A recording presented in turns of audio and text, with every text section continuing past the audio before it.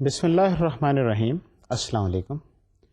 Modern programming languages کے 30ویں lecture کے ساتھ میں ہوں آپ کے ساتھ فخر لودھی، اور ہم اس وقت جاوا پروگرامنگ لینگویج کے بارے میں گفتگو کر رہے ہیں.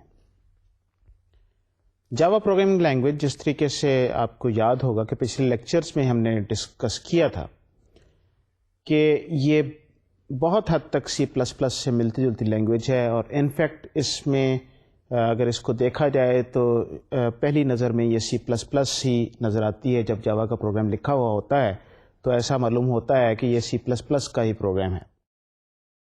جاوا میں سی پلس پلس سے کچھ چیزیں نکال دی گئیں، اور یہ صرف آبجیکٹ اورینٹیڈ پیراڈائم کو سپورٹ کرتی ہے. So there is no concept of global variables, there is no concept of global functions and so and so forth. ہر چیز جو ہے وہ ایک آبجیکٹ ہے، اور وہ آبجیکٹ ایک سپر کلاس ہے جو ہر چیز کی سپر کلاس ہے، اور ہر چیز آبجیکٹ سے انہیرٹ کرتی ہے. تو جاوا میں کیونکہ ہر چیز آبجیکٹ اورینٹیڈ پیراڈائم کو سپورٹ کرتی ہے، اس وجہ سے ہر چیز جو ہے وہ آپ کلاس میں ہی لکھیں گے. پچھلے لیکچر میں ہم ایکسیپشن ہینڈلنگ کے بارے میں ڈسکشن کر رہے تھے. تو کیونکہ جاوا میں جو پیراڈائم جو ہے، جو سپورٹڈ پیراڈائم ہے، وہ آبجیکٹ اورینٹیڈ پیراڈائم ہے، اس وجہ سے جاوا کی جو ایکسیپشنز جو ہیں they are also kind of objects, اور یہ بھی آبجیکٹ سے ہی انہیرٹ کرتے ہیں. آبجیکٹ کی ایک سب کلاس ہے تھرویبل. تو تمام ایکسیپشنز جو جاوا میں ہوں گی وہ تھرویبل سے انہیرٹ کریں گی. تھرویبل کی سب کلاسز ہیں.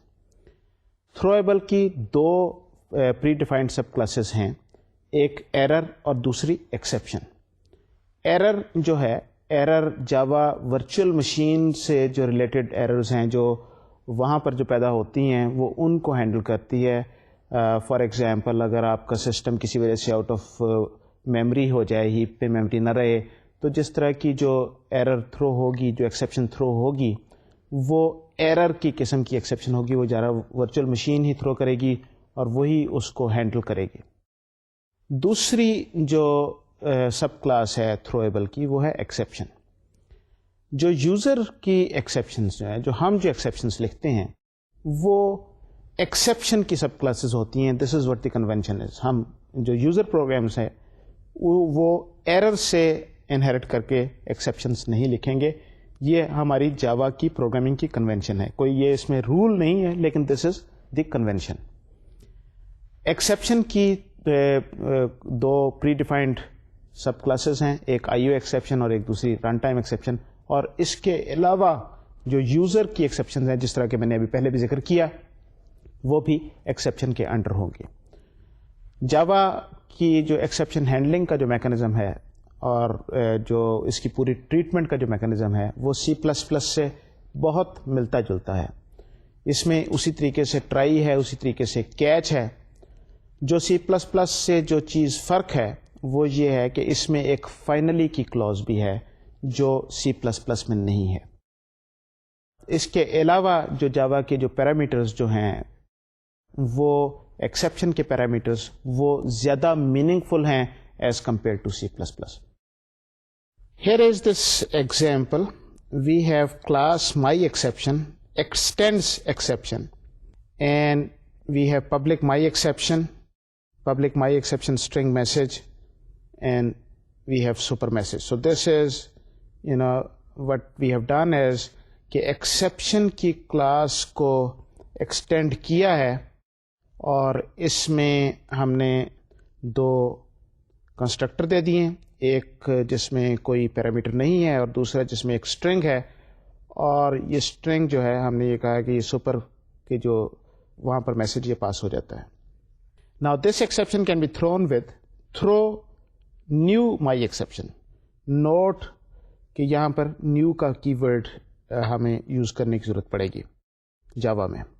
اور we can throw it like this. We can say my exception, we can create an object of this type by creating my exception object is equal to new my exception. So پہلے جو ہم نے دیکھا تھا throw new my exception, what we did was ہم نے یہ my exception کا آبجیکٹ کریٹ کیا. ریممبر کہ جاوا میں کوئی بھی آپ کلاس یوز کرتے ہیں تو پہلے آپ کو اس کو انسٹینشیٹ کرنا پڑتا ہے, اس کا آبجیکٹ بنانا پڑتا ہے, نیو کرنے کے بعد پھر آپ اس کو استعمال کر سکتے ہیں. یہاں پر بھی بالکل ایسا ہی ہے.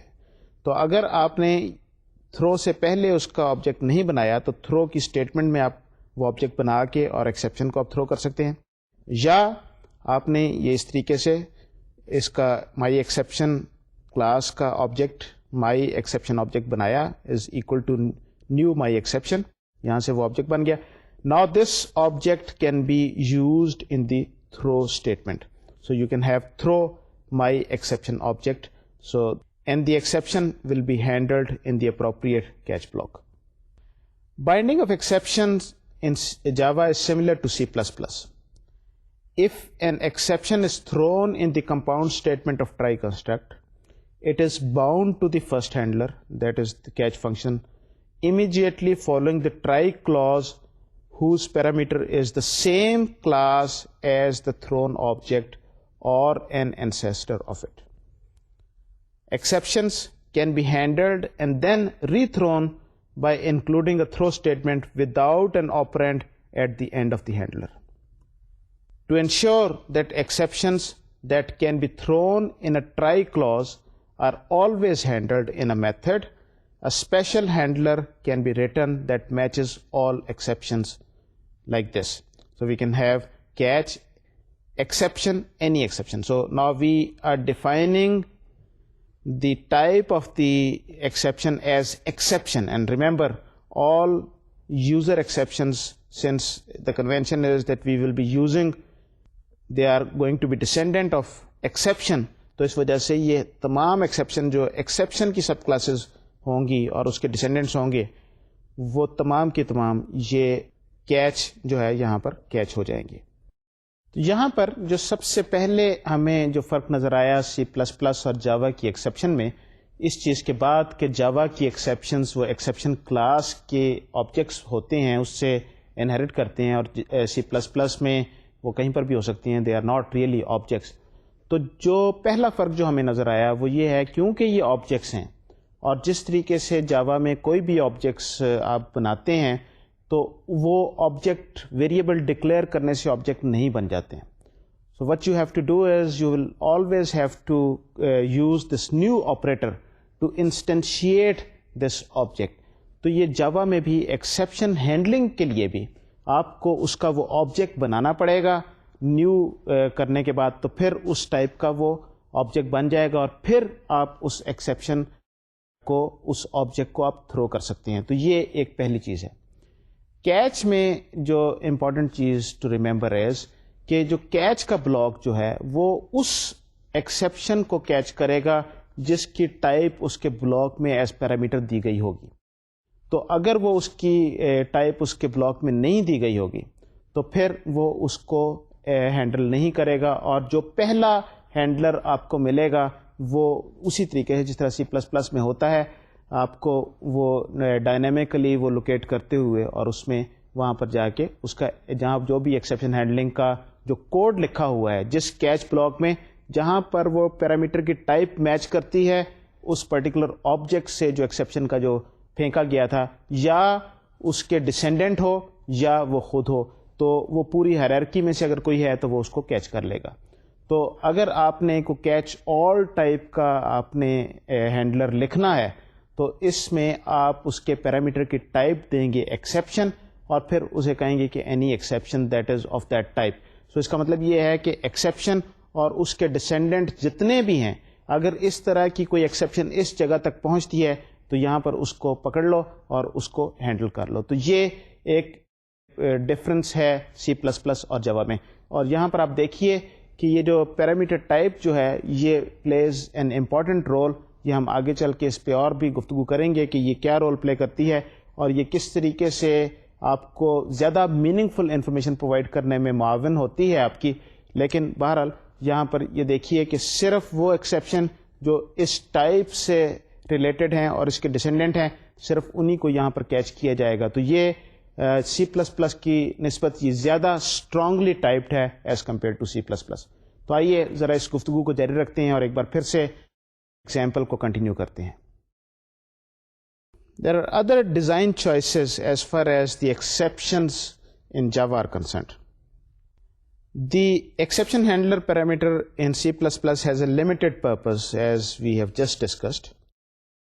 During the program execution, the Java runtime system stores the class name of every object, and you can get it by using getClass method, the object, and this will give you the object that stores the class name, and it has a getName method that also can be used to get the name of that particular object.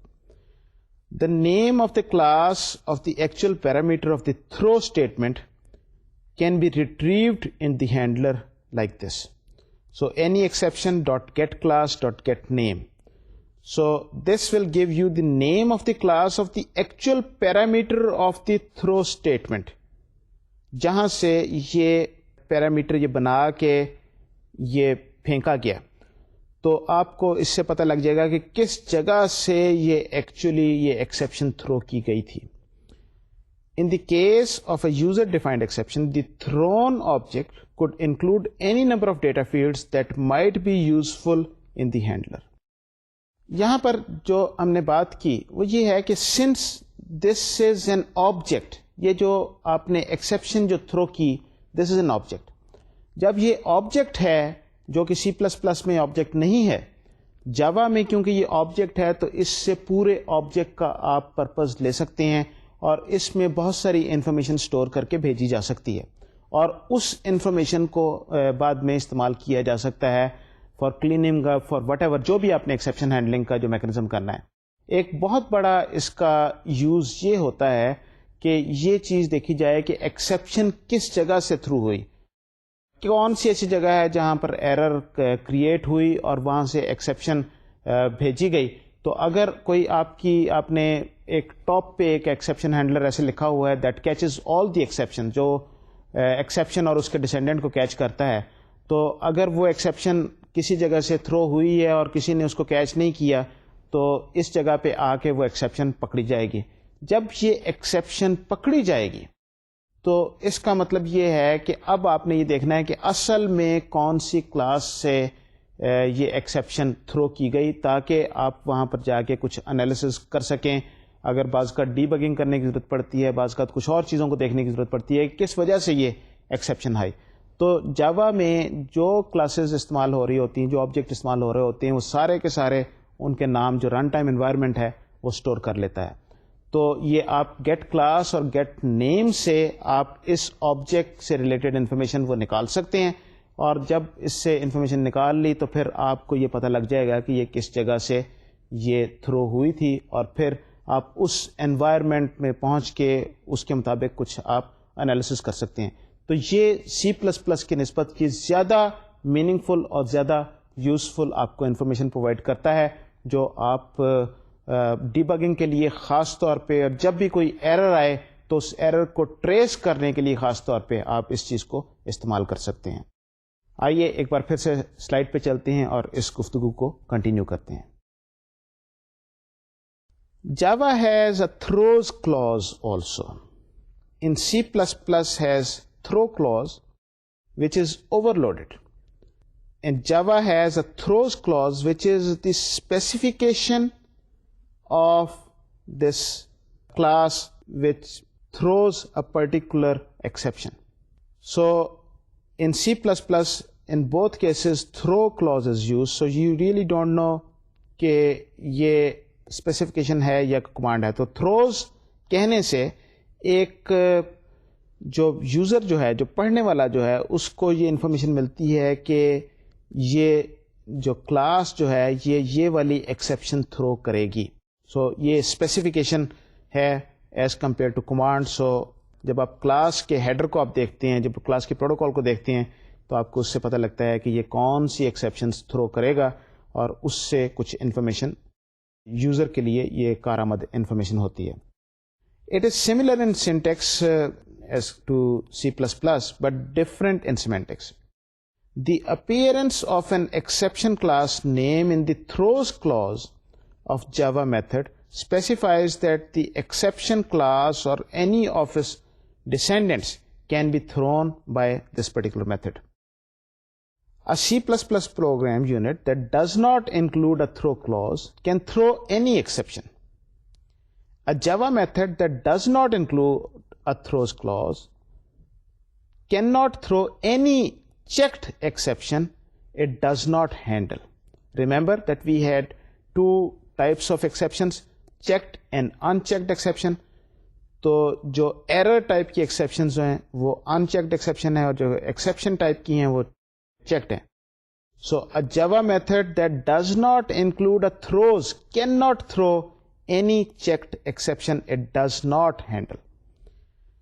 A method cannot declare more exception in its throws clause than the method it overrides, though it may declare fewer. جاوا کی یہ جو throws کی جو close ہے، note کہ یہاں پر جاوا میں دو کی ورڈز ہیں، ایک تھروز اور ایک تھرو. تھرو اس وقت استعمال ہوتا ہے جہاں پر جب آپ ایکسیپشن ایکچولی تھرو کی جاتی ہے، اور تھروز یہ ایک میتھڈ کی یا کلاس کی اسپیسیفیکیشن میں یہ چیز آتی ہے کہ یہاں پر یہ اس طرح کی ایکسیپشن یہ تھرو کرے گا یہ میتھڈ یا یہ کلاس. بہرحال coming back to this thing, C plus plus اور جاوا میں فرق یہ ہے کہ سی پلس پلس میں اگر تھرو کی کلوز میتھڈ کے اسپیسیفائر میں آپ نے یوز نہیں کی تو اس سے کوئی فرق نہیں پڑتا. سی پلس پلس کی جو کوئی وہ جو میتھڈ جو ہے وہ کوئی بھی ایکسیپشن تھرو کر دے گا، وہ اس کو کوئی روک نہیں رہا.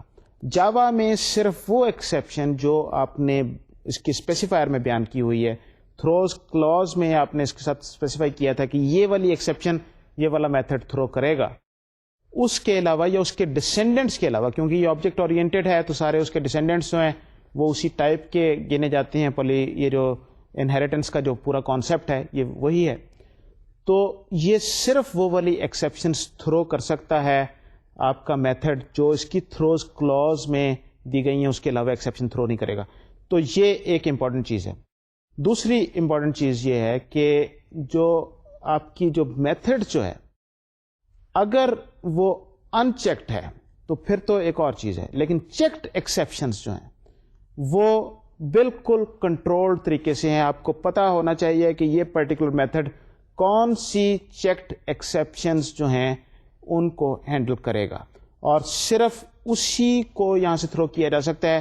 ادروائز یہ آپ کا پرابلم ہے، یہ یہاں پر آپ کی ایرر آ جائے گی اور یہ آپ کو رن ٹائم پہ آپ کو پرابلم ملے گا. تو this is an important concept that must be kept in mind کہ یہ تھروز کا کانسیپٹ کیا ہے. یہ لمٹ کرتا ہے، یہ اسٹرانگلی ٹائپڈ ایک طریقے سے چیز ہو جاتی ہے کہ یہاں سے یہی ایکسیپشن نکلے گی.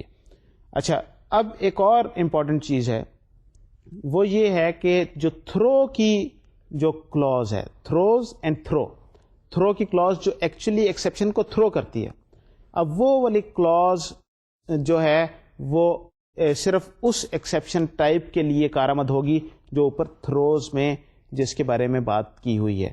اگر آپ کسی اور ٹائپ کی ایکسیپشن کو تھرو کرتے ہیں نیچے سے تو پھر آپ کے لیے پرابلم ہے، یا آپ کا کمپائلر آپ کو ایرر میسج دے گا. سو یہ ایک امپورٹنٹ چیز ہے جو آپ کو یاد رکھنے کی ضرورت ہے. آئیے ایک بار پھر سے واپس چلتے ہیں. A method that does not throw a particular exception but calls another method that could throw the exception must list the exception in its throws clause. یہاں پر یہ دیکھیے کہ یہ اسٹرانگ ٹائپنگ کا کانسیپٹ کس حد تک پھیلا ہوا ہے کہ جب ہم نے تھروز کی بات کی، ہم نے کہا کہ یہ پرٹیکولر ایکسیپشن یہ میتھڈ تھرو کر سکتا ہے، تو اب اس کا مطلب یہ ہے کہ یہ کسی ایسے میتھڈ کو بھی کال نہیں کر سکتا ہے جو کوئی اور ایکسیپشن تھرو کرے. کیونکہ ریممبر کہ یہ میتھڈ کو کال کرتا ہے تو یہ ڈائنامک لنکیجز ہوتی ہے، رن ٹائم پہ کون سا میتھڈ نے کس میتھڈ کو کال کیا ہے اس کی وہاں سے بائنڈنگ ہو رہی ہے. اور ایکسیپشن ہینڈلر جو ہے یہ اسٹیٹک بائنڈنگ نہیں ہے، ڈائنامک بائنڈنگ ہے کہ میں نے کس کو کال کیا اور اس کو اسٹیک کو دیکھتے ہوئے پیچھے تک چلا جاتا ہے اور دیکھتا ہے کہ کہاں پر اس کا ہینڈل لکھا ہوا ہے اور کہاں پر اس چیز کو ہینڈل کیا جا سکتا ہے. تو یہ ایک امپورٹنٹ چیز ہے یاد رکھنے کی کہ آپ کسی ایسی میتھڈ کو بھی کال نہیں کر سکتے جو کوئی اور ایکسیپشنز جو تھرو کر رہا ہو اور آپ کا میتھڈ وہ ایکسیپشنز جو ہیں اس کو ہینڈل نہ کر رہا ہو. اور یہ बड़ी याद रखने वाली बात है कि आपको ये C++ से ये बिल्कुल एक मुख्तलिफ कॉन्सेप्ट है। आइए इस गुफ्तगू को आगे बढ़ाते हैं और कुछ और चीज़ों को देखते हैं एक्सेप्शन हैंडलिंग के दायरे में। The Java exception handling mechanism also has a finally clause. Here is this example. We have this try block, and then we have this catch block which catches some exception. And at the end, we have a finally block just like this. There is this finally clause, and then there is the block identified by the set of braces. There is this finally block which is identified with this word finally, and we have this block through which we actually write the code that is to be executed in this particular case. A finally clause always executes when its try block executes. So जब भी ये try block execute होगा तो उसके बाद ये finally block execute होगा, whether or not there is an exception. Exception हो या के ना हो. A finally clause is usually included to make sure that some cleanup, for example, closing open file, is done. If the finally clause includes a transfer of control statement, for example, return, break, continue, throw, then the statement overrides any transfer of control initiated in the try or in the catch clause. A finally clause always executes when its try blocks execute. ये हम अभी इससे पहले हमने ये बात की है. इसका मतलब क्या है? That is, when we are in the try block, there is a set of statements that is executed.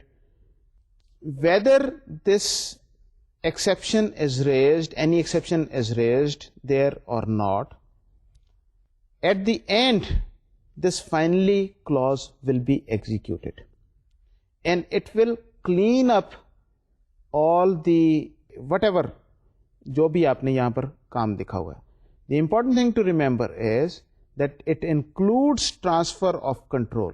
So it will override the transfer of control written in the try block. Let us assume that the finally clause does not include any transfer of control. So how will it work? So there are a couple of situations. So the first one is that no exception occurs during execution of the try, and no transfer of control is executed in the try block. So there is no transfer of control. So in this particular case, the finally clause executes, then the statement following the try block. So statements following the try block are executed after the finally clause.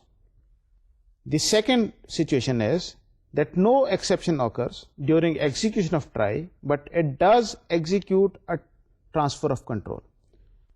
Since the transfer of control is overridden in the finally clause, so the finally clause executes, then the transfer of control takes place.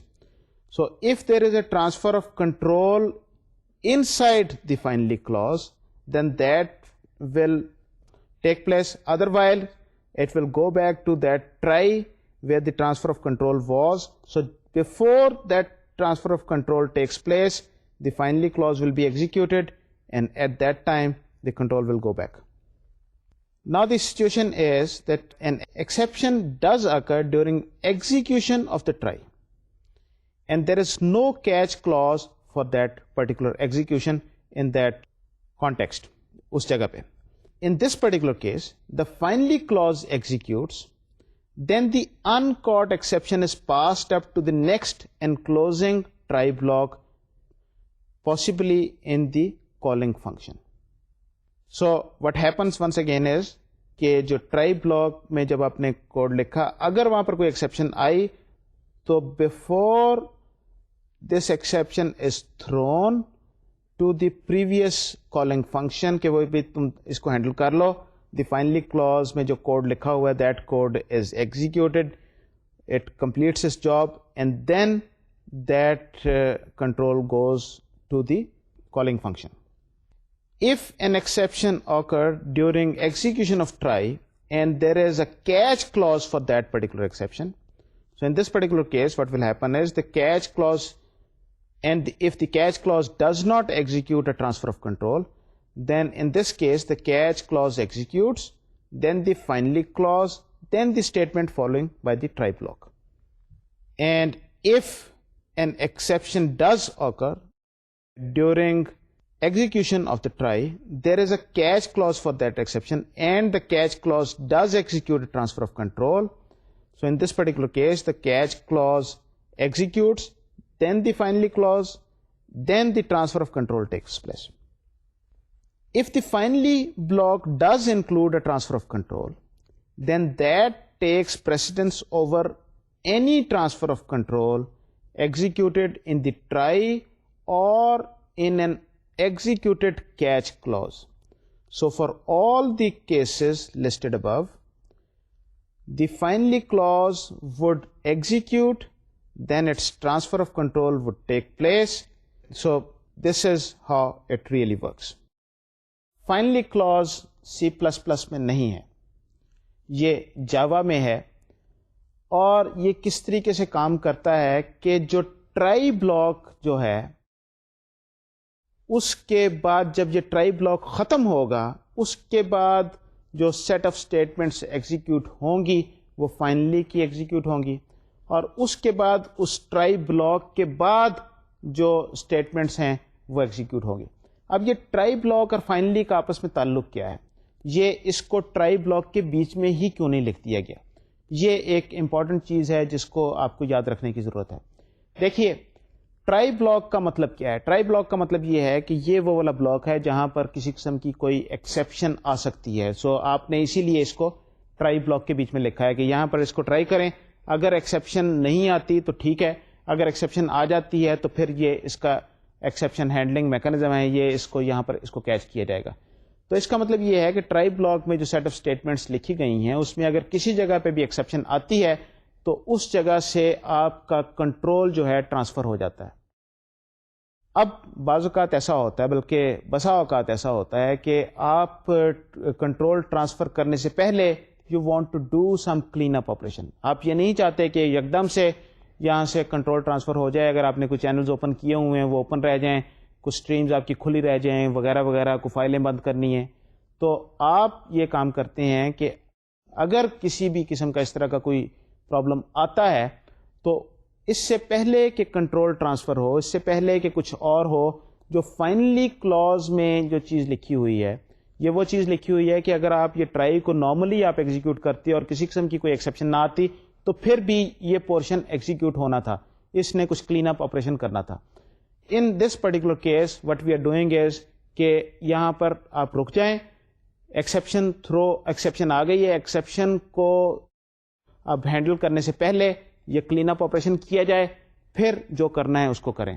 تو یہ جو ہم نے 4-5 جو مختلف situations بیان کی تھیں یہ کچھ اسی طریقے سے تھیں, اور اس میں یہ چیز یاد رہے کہ اگر ٹرانسفر آف کنٹرول اگر آپ کے ٹرائی بلاک میں بھی ہے اور ٹرانسفر آف کنٹرول آپ کے فائنلی کلوز میں جو بلاک ہے اس میں بھی آپ کا ٹرانسفر آف کنٹرول ہے, then the finally one takes precedence because یہ اس کے بعد ایگزیکیوٹ ہونا ہے, اور اگر یہاں سے کنٹرول کہیں پر ٹرانسفر ہو جاتا ہے تو پھر آپ واپس اپنے جو ٹرائی بلاک کے بیچ میں نہیں جائیں گے.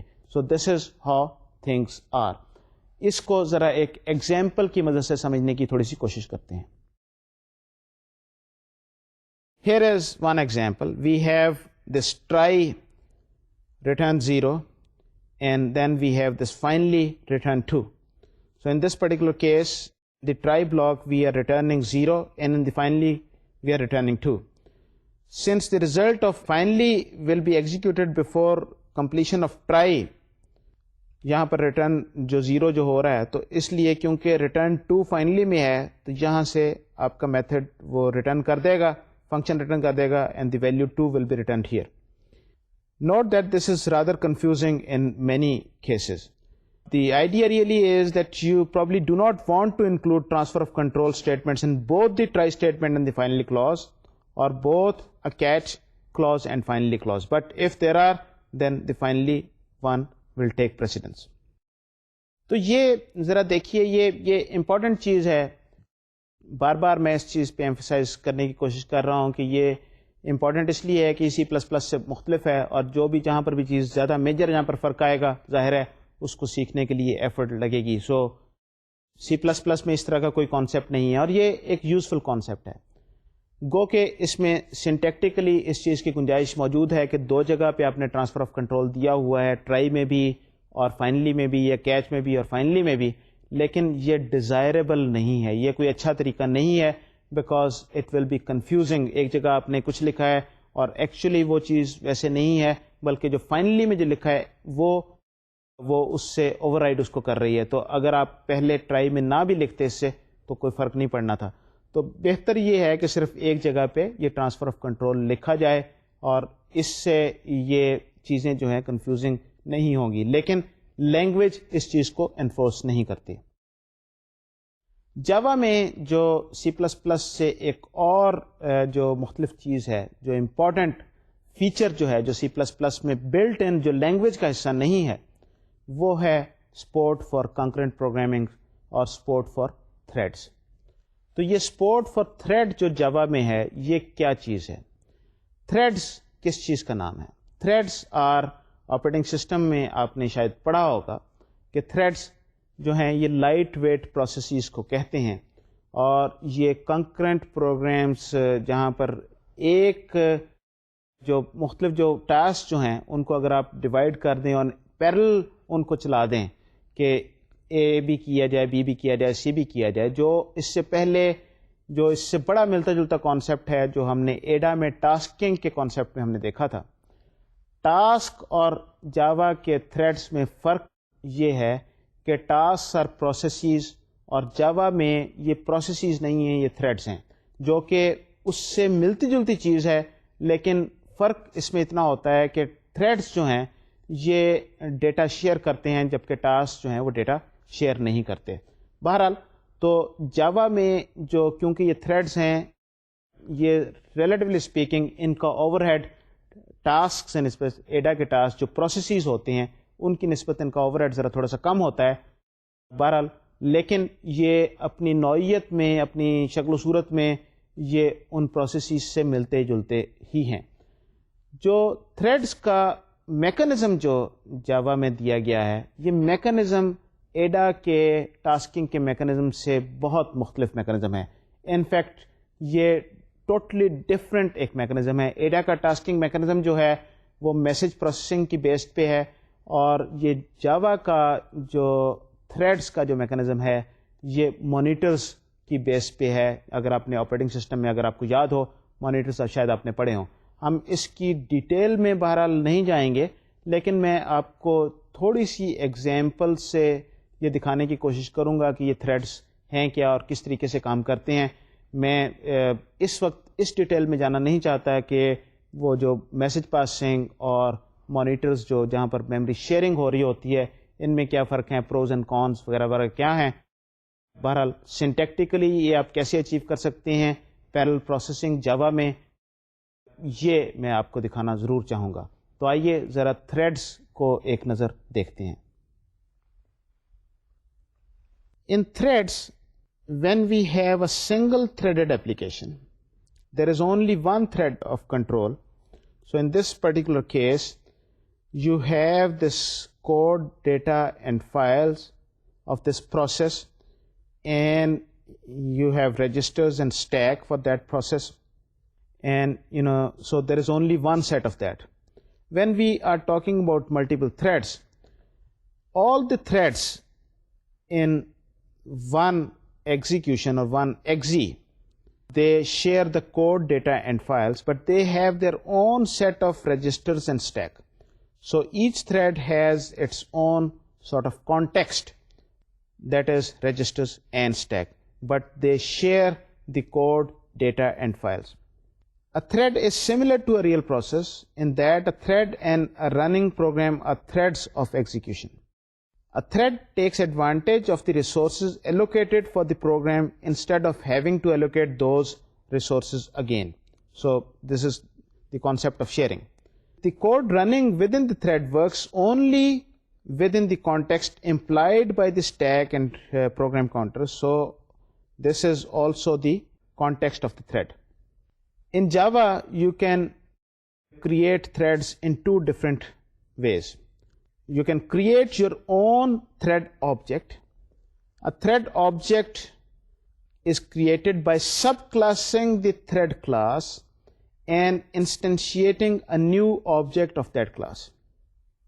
Or you can implement the runnable interface, and in both cases the run method should be implemented.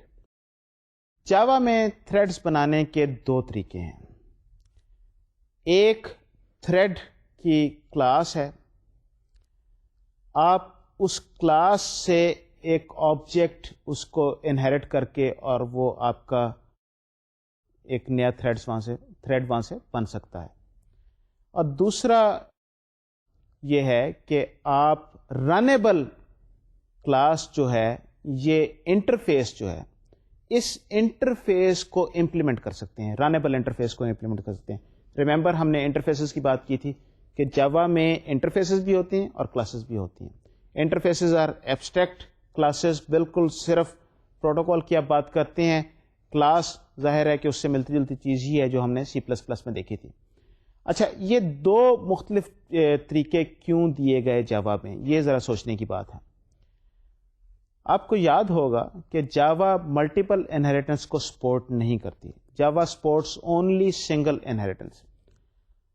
تو اگر آپ کا کوئی ایسا آبجیکٹ آپ بنا رہے ہیں جو کسی دوسرے آبجیکٹ سے انہیرٹ کر رہا ہے, تو اس کا مطلب یہ ہے کہ یہ آپ اس کو تھریڈس آپ کلاس سے آپ اسے انہیرٹ نہیں کر سکتے, اور وہاں پر آپ اس کا تھریڈ نہیں بنا سکتے, بیکاز یہ دو مختلف آبجیکٹ سے اس کی انہیریٹنس ہو جائے گی. تو اگر آپ کی کلاس آلریڈی کسی اور کلاس سے انہیرٹ کر رہی ہے تو یہاں سے آپ تھریڈ سے اس کو انہیرٹ نہیں کر سکتے. سو ان دیٹ پرٹیکولر کیس آپ رنیبل کو آپ امپلیمنٹ کر لیں گے. یہ دونوں جو ہیں بہت ملتے جلتے میکانزم ہیں. ہم اس کو دیکھیں گے کہ یہ کیسے اس کو دونوں طریقے سے کیسے بنایا جا سکتا ہے, ایسا کوڈ جو ملٹی تھریڈڈ ہو.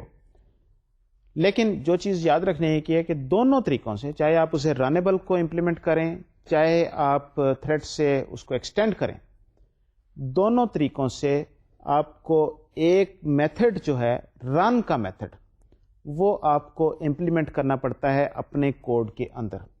تو یہ رن کا میتھڈ جب آپ امپلیمنٹ کریں گے, چاہے آپ نے رنیبل سے آپ نے کیا ہے یا آپ نے تھریڈ سے آپ نے کیا ہے, تو اس کے بعد یہ آپ اس کوڈ کو ملٹی تھریڈڈ بنا کے آپ اس کو ایگزیکیوٹ کر سکیں گے.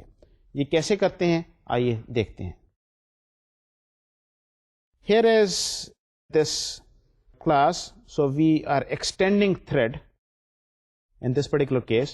So we have this public class thread example extends thread, and in this case we have to write our own run function. So we have this public void run, and we give implementation of this run method just like this. This is a very simple for loop, nothing very special about that. So in this particular case what we have done is we have extended the thread class and created our own class thread example. Now we can create objects of this class. Here is the implementation using the runnable interface. So in this particular case what we have done is we are implementing the runnable interface. The only difference really is that we say public class runnable example implements runnable, and the method, that is the run method that we are writing, it is exactly the same. There is no difference, although we have maybe a slightly different set of functionality here, but the method or the mechanism is exactly the same. So this is how we do it. So once we have created those classes, then we can start the thread. How we can do that? We can say public class threads start example. Remember, everything has to be in a class. We say public static void main. We have the main method here. In this main method we instantiate this new thread example. We created that thread example using the thread. So in this particular case, we say new thread example, we create an object and we send it a message start. So it will start executing and it will be running there. At the same time, we creating a new thread, and what we do is we say new runnable example. Once again, we instantiate this runnable example, we create an object of that type, give it this message, make it a thread, and we say start. It will start working. One thing to note here is that since we have given this message start is asynchronous message.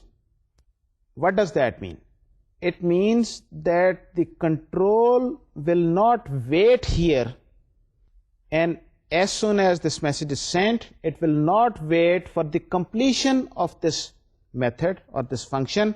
It will go to the next statement. So the first statement was new thread example dot start, and so it will start that, and the control will come to the next, that is new thread new runnable example dot start. So both these will be executed or will run in parallel, since the second statement will start before the end of the first invocation of the first method start in the first statement.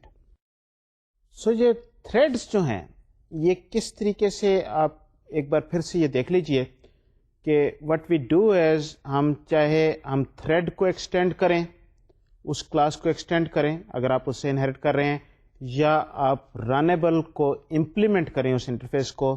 آپ نے رن کا جو method ہے اس کو لکھنا ہے, اس کے بعد جس جگہ سے آپ نے پہلے آپ نے وہ تھریڈ کے انسٹنسز کریٹ کرنے ہیں, وہ آبجیکٹ بنانے ہیں, اور پھر ان آبجیکٹس کو وہ اسٹارٹ کا میسج آپ نے پاس کر دینا ہے. جب آپ اسٹارٹ کا میسج آپ اسے بھیجتے ہیں اس آبجیکٹ کو, اس کے بعد یہ آبجیکٹ وہ ایگزیکیوشن شروع ہو جاتی ہے, وہ رن جہاں پر جو آپ نے لکھا ہوتا ہے وہاں سے یہ کام شروع ہو جاتا ہے. یہ ایک طریقے سے رن جو ہے یہ اس تھریڈ کا مین فنکشن آپ سمجھ لیجئے.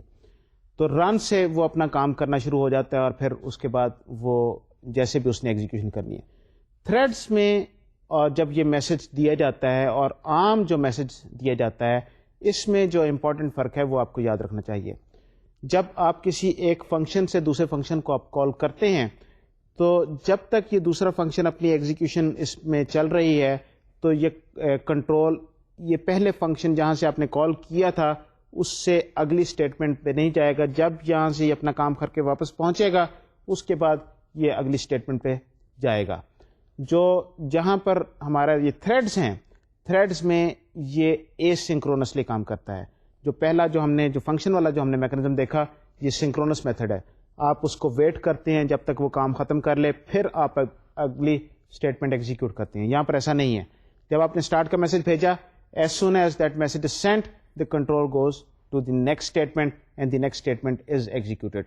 یہ جو ہماری ایگزامپل تھی, کیونکہ اس میں یہ دو اسٹیٹمنٹس تھیں اور دونوں اسٹارٹ کی اسٹیٹمنٹس تھیں, ایک تھریڈ بنا کے اور اس کو اسٹارٹ کا میسج بھیجا جا رہا تھا, تو پھر اس کا مطلب یہ ہے کہ یہ دونوں تھریڈس جو ہے ان پیرل کام کرنا شروع کر دیں گے.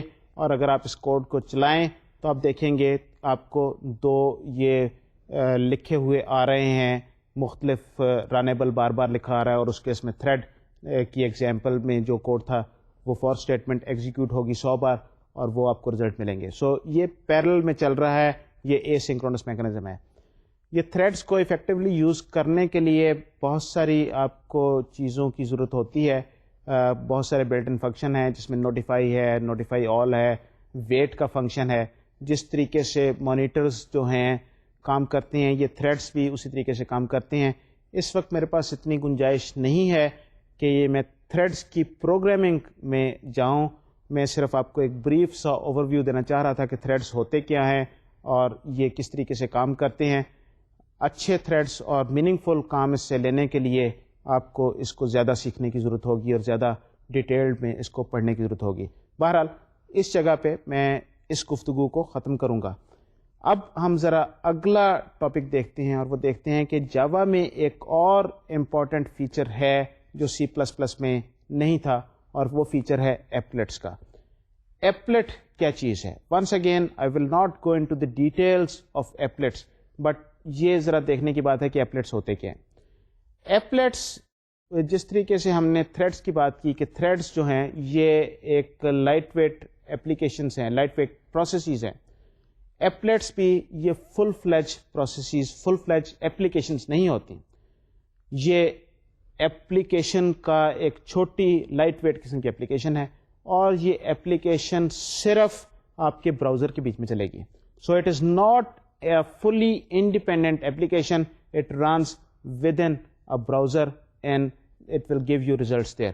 اور اس میں کچھ چیزیں ایسی ہیں کہ مثلا براؤزر جو ہیں انٹرنیٹ انوائرمنٹ میں استعمال ہوتے ہیں, تو انٹرنیٹ انوائرمنٹ کی وجہ سے سیفٹی کے بہت سارے ایشوز آ جاتے ہیں. تو ایپلیٹس میں کچھ سیفٹی کی چیزیں ہیں جو آپ کو ادروائز شاید آپ کو نہیں ملیں گی.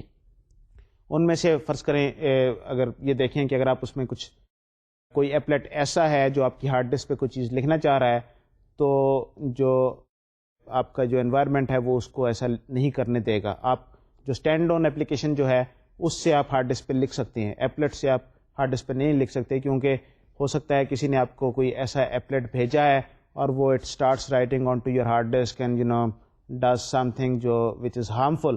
تو اس وجہ سے اس طرح کی چیزوں کو کنٹرول کرنے کی کوشش کی گئی ہے. لیکن بہرحال یہ بڑا جاوا سے ملتی جلتی چیز ہے, لیکن جاوا کی پوری فل فلیج انڈیپینڈنٹ اپلیکیشن نہیں ہے, بلکہ یہ براؤزر میں چلے گی, یہ ایک چھوٹی اپلیکیشن کے طور پہ. تو یہ جاوا کے مین فیچرز تھے جن پہ ہم نے ڈسکشن کی. جاوا پروگرامنگ لینگویج ظاہر ہے کہ ایک بڑی پروگرامنگ لینگویج ہے, اس کو 2-3-4 لیکچرز میں کمپلیٹلی کور کرنا تو ممکن نہیں ہے, لیکن یہاں پر مقصد یہ تھا کہ یہ جاوا پروگرامنگ لینگویج کا آپ کو ایک اوور ویو دے دیا جائے اور آپ کو یہ بتایا جائے کہ اس میں اور سی پلس پلس میں کیا فرق ہیں. تو میں چاہوں گا کہ ایک نظر ہم اس پوری گفتگو کو دہرا لیں اور دیکھ لیں کہ مین چیزیں جاوا اور سی پلس پلس میں کیا فرق تھیں اور کیا کیا اس میں فیچرز تھے, تاکہ جو ہے ہمیں ریپ اپ کرنے میں آسانی ہو. جاوا از سمپلر, it only supports object-oriented programming, whereas C++ is a multi-programming paradigm language. Java is interpreted, and hence it may be a little slower as compared to C++, but in many cases you will not notice any difference. Java is more portable as compared to C++, because Java has this concept of bytecode and Java data types are fixed. There is no direct access to hardware, so Java does not provide the concept of a pointer that lets you talk to the memory and gives you access to hardware. So in that particular case, if you need to do something like that, you probably need to write code in C, and then Java provides what is known as Java Native Interface, JNI, which lets you write code in different languages, and then you are able to call these functions written in different languages through this JNI protocol. Object handles are initialized to null in Java, whereas in C++ they are not initialized. All array accesses are checked for bound violations in Java. In C++ it does not happen. Java provides automatic garbage collection, and hence it prevents memory leaks and dangling pointers. So it is safer from that point of view. Type conversion in Java is safer as compared to C++, because in C++ you can convert any type to any other type without explicitly stating that. So if you have on the left hand side of an assignment an integer, and on the right hand side it is a floating point number, you can simply assign this floating point to this integer, and in this case you will lose the fraction part. In Java, the type conversion is not automatic in all cases, and when there is a chance of losing something, then you have to explicitly make that conversion and then assign things. Java is relatively clean and has a relatively foolproof exception handling mechanism, whereas C++ has a good exception handling mechanism, but Java's exception handling mechanism is better. In case of Java, handles are always checked and exceptions are thrown for failure. It is a simple language which has support for multi-threading. It is a language which has support for browser-based applications in the form of applets. تو جاوا جس طریقے سے ہم نے دیکھا کئی لحاظ سے سی پلس پلس سے بہتر ہے، لیکن at the same time C plus plus میں بہت سی پاور ہے جو جاوا میں نہیں ہے، خاص طور پہ لو لیول پروگرامنگ کی فیسلٹی جاوا میں اتنی آسانی سے اویلیبل نہیں ہوتی. بہرحال جس طریقے سے میں نے پہلے بھی کہا کہ جاوا از اے بگ لینگویج، ہم 2-3-4 لیکچرز میں اس کو پوری طریقے سے نہیں سیکھ سکتے. میں یہ چاہتا تھا صرف آپ کو اس کا اوور ویو دے دوں، تو وہ مجھے امید ہے کہ آپ کو کافی اچھا اندازہ ہو گیا ہوگا. اگلے لیکچر میں انشاءاللہ ہم سی شارپ پہ اپنی گفتگو کریں گے اور یہ دیکھیں گے کہ سی شارپ کس طریقے سے جاوا سے ملتی ہے اور کس طریقے سے جاوا سے مختلف ہے اور اس میں کیا کیا فیچر ہیں. اگلے لیکچر تک کے لیے آپ مجھے اجازت دیجیے. خدا حافظ اور السلام علیکم.